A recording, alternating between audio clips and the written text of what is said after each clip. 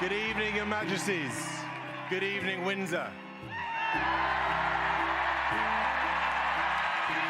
A huge thank you to everyone for making this such a special evening. Dans un retournement de situation profondément émouvant, le prince William aurait fondu en larmes suite à l'annonce bouleversante de la princesse Catherine concernant leurs enfants. Ce qui avait commencé comme une simple mise à jour familiale a ébranlé la famille royale et profondément choqué le public. Selon des sources proches du dossier, la révélation de Catherine était si personnelle, si tragique, que même le prince, d'ordinaire si calme, n'a pu contenir son émotion. Qu'est-ce qui a bien pu provoquer un tel désarroi au sein de la famille royale? Analysons chaque détail. Les cris d'une mère sous les grilles du palais. Ce matin-là, une atmosphère pesante régnait aux abords de Kensington Palace. Trop calme, trop pesant. Même les pigeons qui voletaient habituellement autour des grilles semblaient pressentir qu'un événement monumental allait se produire. Les journalistes qui campaient depuis des jours se rapprochèrent, leur chuchotement s'éteignant dans le silence lorsque les portes du palais s'ouvrirent en grinçant. Catherine apparut alors, seule, ni aides, ni guards, pas même un sourire. Ses pas étaient imprudents, presque hésitants, et pourtant, il y avait dans sa démarche une assurance inébranlable, comme si chaque pas était une décision déjà prise et irrévocable. L'image distinguée de la duchesse qui avait orné les couvertures des magazines et les cérémonies royales avait disparu. Devant les caméras, une femme se dépouillait de tout artifice. D'une apparence fragile, mais d'une détermination farouche, ses mains tremblaient tandis qu'elle s'approchait des microphones. Non par peur, mais sous le poids de ce qu'elle allait faire. Pendant des années, le palais avait façonné son image avec une précision méticuleuse. Mère parfaite, épouse fidèle, une princesse gracieuse. Mais cette Catherine-là n'avait rien de tout cela. Elle n'était pas là pour représenter la couronne. Elle était là pour contester l'ordre établi. Derrière elle, les murs de pierre grise de Kensington semblaient s'alourdir, leur silence pesant comme un jugement. Les fenêtres de la chambre d'enfant, jadis implies de Reyers, la fixaient désormais froidement, témoin d'une vérité trop longtemps dissimulée. Dans ces pièces, le monde avait cru que l'enfance royale était un conte de fées. The Minuscule's Throne, des sourires espiègles. Des moments familiaux idylliques immortalisés par les photographes. Mais la vérité que Catherine laissait transparaître dans sa voix tremblante allait bientôt transformer ce rêve en un cauchemar. Des murmures se répandirent parmi le petit groupe d'assistants royaux présents. Devait-il l'arrêter? Le pouvait-il? Lorsqu'ils eurent enfin le temps de bouger, il était trop tard. Catherine avait déjà réglé le micro. Il n'y avait pas de décor grandiose. Aucun blason royal derrière elle. Seulement l'étendue de pierre nue et une atmosphère chargée d'attente. L'instant était électrique, comme si l'histoire elle-même retenait son souffle. Quand elle leva enfin les yeux, ceux-ci brillaient, non des faiblesses, mais d'une flamme contenue. Pour la première fois, les caméras ne captèrent pas la chaleur de son sourire. Elles captèrent la douleur viscérale d'une mère. Chaque seconde de silence avant qu'elle ne prenne la parole semblait interminable, chargée de la certitude qu'une fois ces mots prononcés, plus rien ne serait jamais comme avant dans ce palais. Sa voix trembla d'abord, se brissant sous le poids de l'émotion. Puis elle se stabilisa, douce et pourtant inébranlable. « Mon silence, dit-elle d'une voix basse, me rangeait plus que n'importe quel scandale. » Ces mots résonnèrent dans l'air, brisant des décennies de retenue royale. Des murmures d'étonnement parcoururent la presse.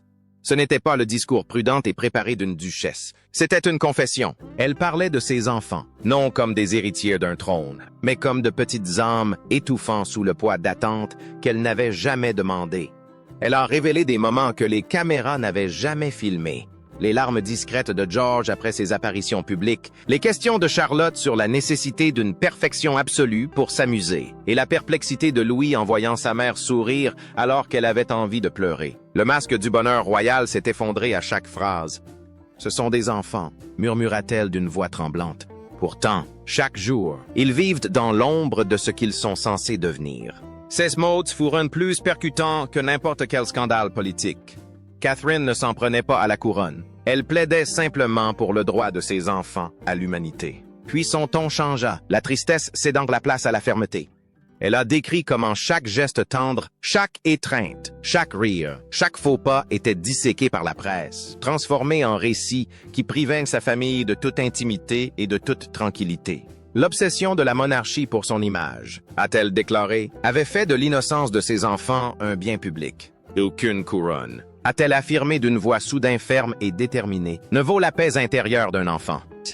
Le monde entier se tut. Même les journalistes baissèrent leurs appareils photos, partagés entre l'admiration et l'incrédulité. À cet instant, Catherine n'était plus une princesse.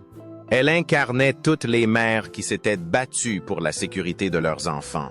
Toutes les femmes à qui l'on avait ordonné de se taire et de sourire. Le tremblement de ces paroles se propagea jusque dans la monarchie, ébranlant des siècles de traditions fondées sur le contrôle et le secret. Mais le monde n'avait entendu que le début, car ce qui suivit n'était pas une simple continuation, c'était un règlement de compte. Le palais se remettait à peine de ses aveux lorsqu'elle s'apprêta à prononcer le second discours qui allait bouleverser la foule. Quelle vérité pourrait être assez puissante pour réduire au silence un royaume entier? La suite au prochain épisode, la guerre secrète qui se joue dans la chambre royale. Derrière les murs scintillants de Kensington et de Windsor, où les photographes immortalisaient un sourire et salut parfait, une autre vérité palpitait sous la surface. La chambre royale, jadis dépeinte comme un berceau de rires et d'amour, était devenue un lieu bien plus froid. Chaque heure de la vie des jeunes princes et princesses était minutieusement planifiée et répétée, leur innocence soigneusement préservée pour correspondre aux attentes d'une couronne qui ne tolérait aucune imperfection. De leurs leçons du matin à leur promenade du soir, rien n'était laissé au hasard. Même leur rire semblait mesuré, comme si la joie elle-même avait besoin d'une autorisation. Pour George, l'aîné, le poids du destin s'était abattu trop tôt. Sa mère, Catherine, évoquait d'une voix tremblante comment son petit garçon si curieux était devenu silencieux, distant, presque effrayé de faire une fausse alerte. Autrefois plein d'émerveillement, il posait désormais des questions qu'aucun enfant ne devrait se poser. « Que se passera-t-il si je ne veux pas être roi ?» avait-il murmuré un soir. « Et si je ne suis pas à la hauteur ?» Les conseillers du palais avaient balayé la question d'un revers de main, lui rappelant que le destin n'était pas une question de choix. Mais Catherine savait la vérité. Derrière ses réponses prudentes, l'esprit de son fils pliait sous le poids de la pression. Son sourire se mouait en silence, et ses épaules portaient un fardeau bien trop lourd pour un garçon de son âge. Charlotte, sa sœur, brûlait d'une flamme opposée. Elle s'est rebellée. Elle a posé des questions. Elle a refusé d'être modelée pour devenir la princesse calme et parfaite que le monde attendait. Catherine admirait cette audace. C'était une étincelle de vie que le palais ne pouvait éteindre, mais elle avait un prix. Chaque manifestation d'indépendance entraînait des réprimandes en privé. Chaque question inconvenante était accueillie par des avertissements sur le devoir. Pour le palais, son audace n'était pas une force, mais un défaut à corriger. Pourtant, pour sa mère, c'était une question de survie. Et puis il y avait le petit Louis, trop jeune pour comprendre, mais déjà prisonnier de ces mêmes chaînes invisibles. Catherine a raconté comment il se figeait à chaque apparition d'un appareil photo, ne comprenant pas pourquoi des inconnus criaient son nom ou scrutaient le moindre de ses mouvements. Le monde y voyait de l'admiration. Louis, une menace. Pour Louis, les lumières clignotantes n'étaient pas des applaudissements. C'étaient des alarmes. Même son innocence n'était pas à l'abri de la soif de vengeance du public. Tandis que Catherine parlait de ses enfants, la douleur dans sa voix s'intensifiait.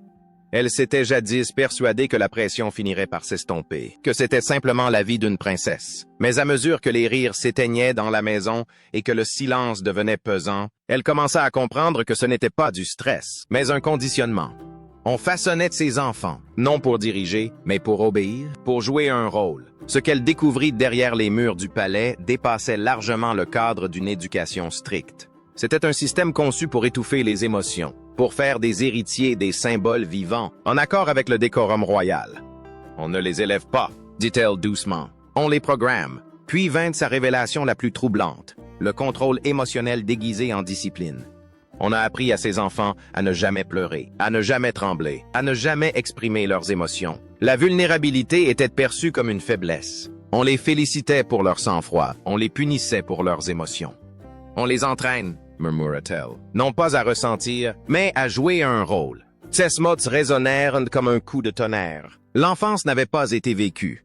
Tout avait été répété. La fureur de Catherine s'intensifia lorsqu'elle révéla comment les conseillers du palais avaient même dicté sa propre maternité. On lui avait conseillé de garder ses distances, de laisser ses enfants apprendre l'indépendance par une séparation émotionnelle. Elle réalisa que la même méthode avait été employée sur des générations royales auparavant, laissant derrière elle des cœurs brisés dissimulés sous des couronnes. Sa voix tremblait lorsqu'elle déclara Aucune mère ne devrait jamais entendre que l'amour peut être destructeur. Même William, avoua-t-elle, était tombé dans ce même piège. Sous la pression de la tradition royale, on l'avait lui aussi incité à privilégier le devoir à la tendresse. Il les aime, dit-elle, mais on lui a appris à les aimer de loin. Ces mots plongèrent de la salle dans un silence de plomb. Une histoire qui portait en elle les échos d'une autre époque, d'une autre mère, d'une autre tragédie, puis vinrent ces mots qui glacèrent de l'assistance. Ce cycle a déjà fait trop de victimes. Elle n'a pas prononcé le nom de Diana, mais elle n'en avait pas besoin. Dès qu'elle a parlé, son auditoire a senti renaître le souvenir de la princesse du peuple. La voix de Catherine, tremblante d'amour et de défi, portait la même flamme qu'avait jadis Diana. Le feu pour protéger ses enfants du même froid qui l'avait consumé. Partout dans le monde, on avait le sentiment que l'histoire se répétait. Le courage de Catherine était perçu comme la poursuite du combat inachevé de Diana. Un combat pour la compassion au sein d'une institution fondée sur la retenue. Tandis que le monde célébrait son courage, le palais lui-même sombrait dans un silence pesant. Car derrière ces murs dorés, un homme se brisait en secret. Car, tandis que les paroles de Catherine résonnaient dans ses couloirs, elles réveillèrent quelque chose de profondément enfoui dans le cœur de son époux. Et cela nous amène à la réaction émotionnelle de William. Un moment si poignant, si bouleversant, qu'il a laissé chacun se demander. Que se passera-t-il lorsque le futur roi ressentira enfin ce que la couronne lui a appris à oublier? À suivre. Le point de rupture du prince William. Pour le prince William, ce jour-là, l'histoire semblait se replier sur elle-même. L'écho de la voix tremblante de Catherine résonnait encore dans les couloirs de Kensington, refusant de s'estomper. Ses aveux avaient fissuré la façade royale, et pour la première fois, il ne savait plus de quel côté de cette fracture il se situait. L'orgueil et la douleur s'entrechoquaient en lui. Fierté pour son courage et désespoir face à la vérité qu'elle l'obligeait à affronter. L'homme élevé pour servir la couronne se retrouvait désormais déchiré entre deux vœux sacrés. L'un était fidèle à la monarchie qui l'avait façonné, l'autre à la famille qui lui donnait une raison de vivre. Dans sa chambre, le temps semblait suspendu. À l'extérieur, le palais résonnait d'un chaos indescriptible. Les téléphones sonnaient, les conseillers s'agitaient, les agents de sécurité chuchotaient dans les radios. Mais William restait immobile devant un écran de télévision lumineux. Le discours de Catherine était diffusé en boucle, chaque syllabe résonnant plus profondément que la précédente. Son visage, empreint à la fois de force et de tristesse, lui rappelait si douloureusement sa mère qu'il en avait le souffle coupé. La même flamme qui brûlait jadis dans les yeux de Diana brûlait désormais dans ceux de Catherine. Et cela le terrifiait, car il savait ce qui arrivait à ceux qui défiaient la couronne. La panique régnait dans les couloirs. Les conseillers principaux et les chargés de communication ont envahi la salle, documents à la main, la voix forte et pressante. Ils exigeaient une contre-déclaration, un message soigneusement formulé pour rétablir la confiance du public et protéger l'institution. Mais derrière leur langage calme se cachait le même ordre qu'auparavant.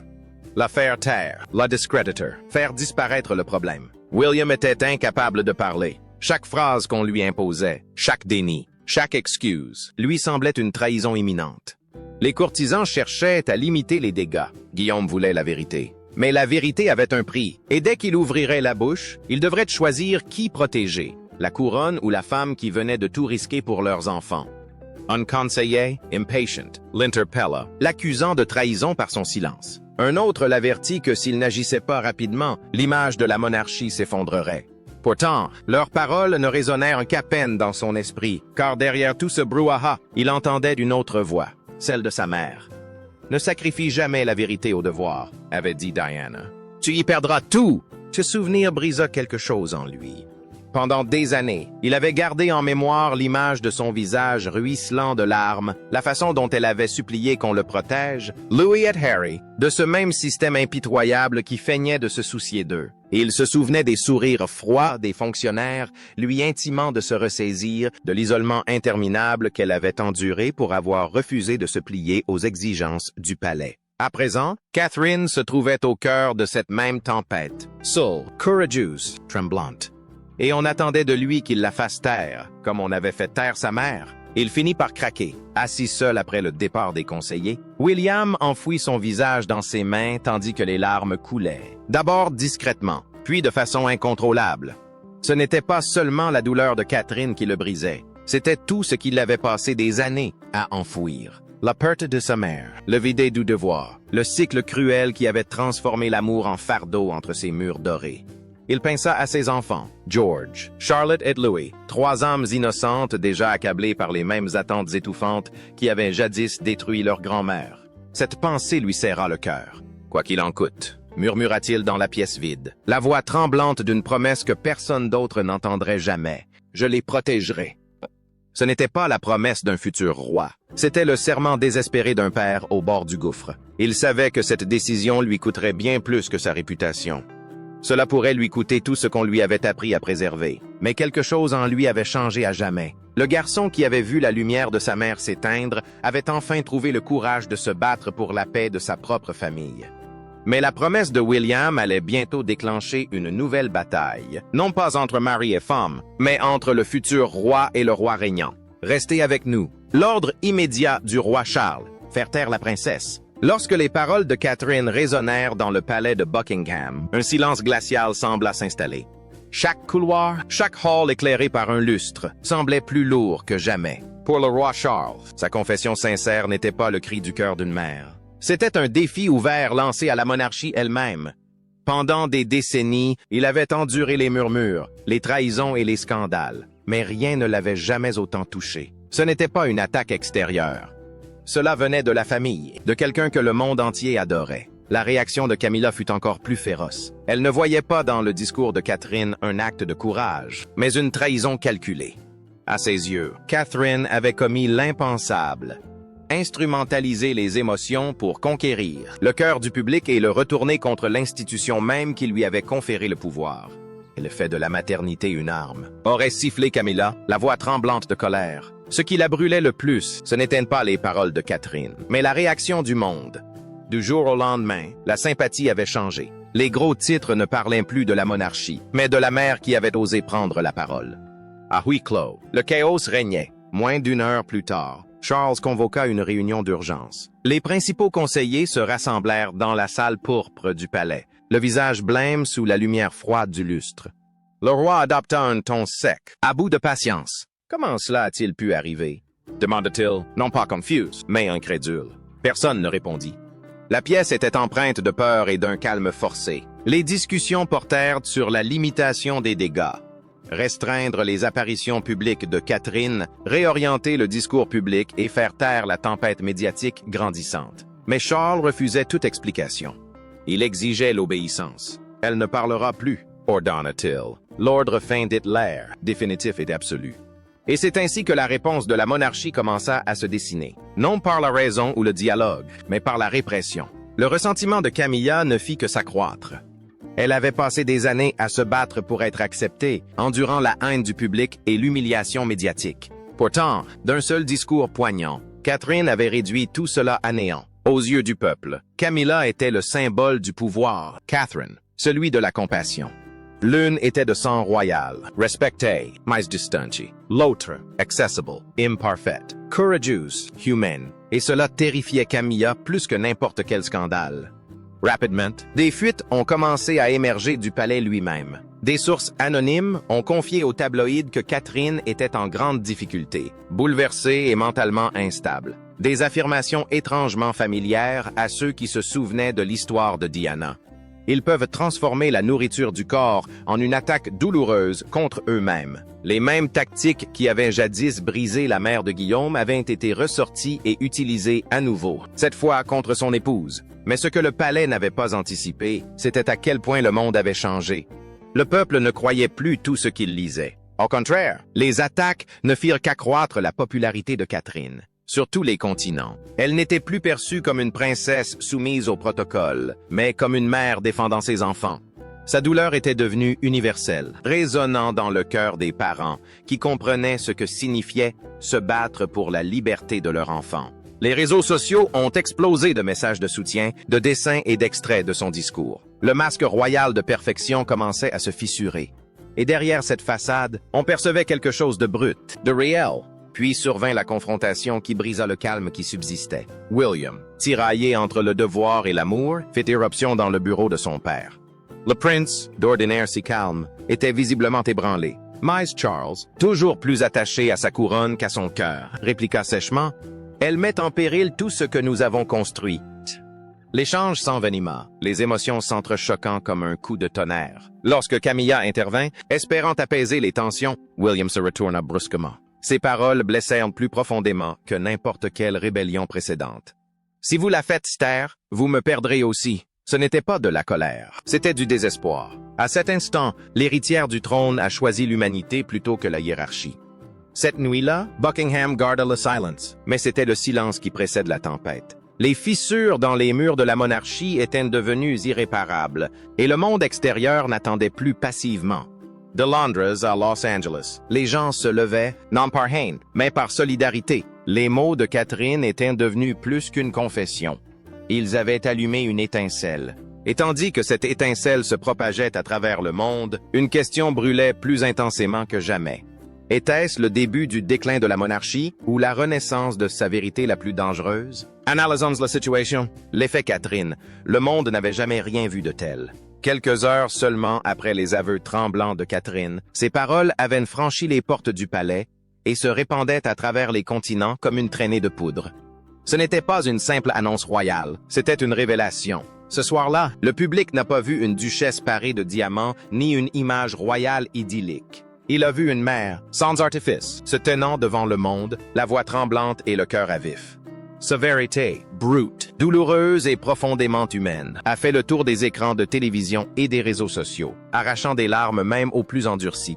Partout dans le monde, sa révélation a donné naissance à un mouvement. À Londres, des foules se sont rassemblées devant le palais de Kensington, non pas avec des appareils photo ou par curiosité, mais avec des bougies et dans le silence.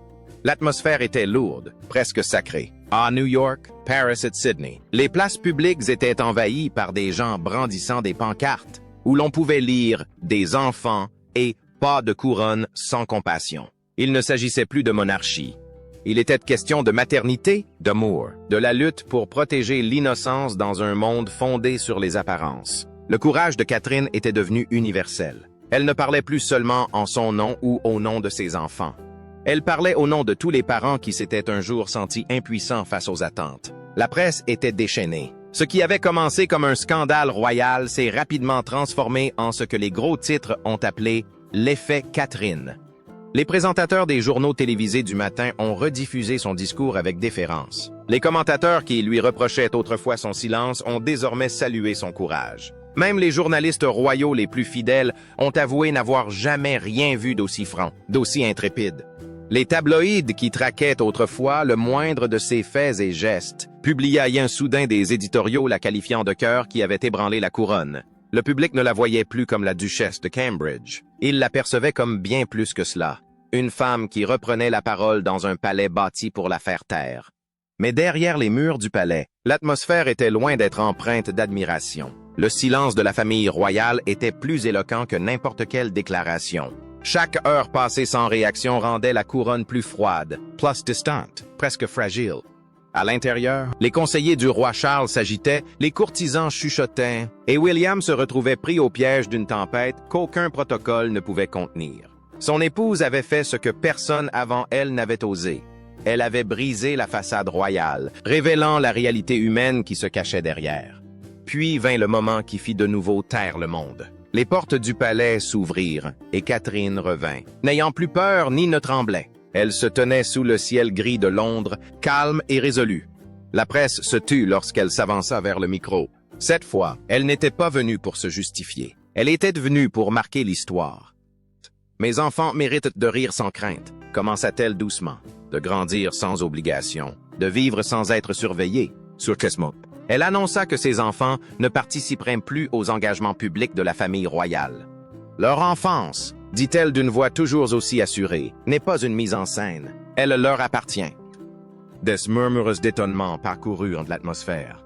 Des générations de traditions royales furent anéanties en un instant. L'avenir de la monarchie, les héritiers eux-mêmes, venait d'être relégués au second plan.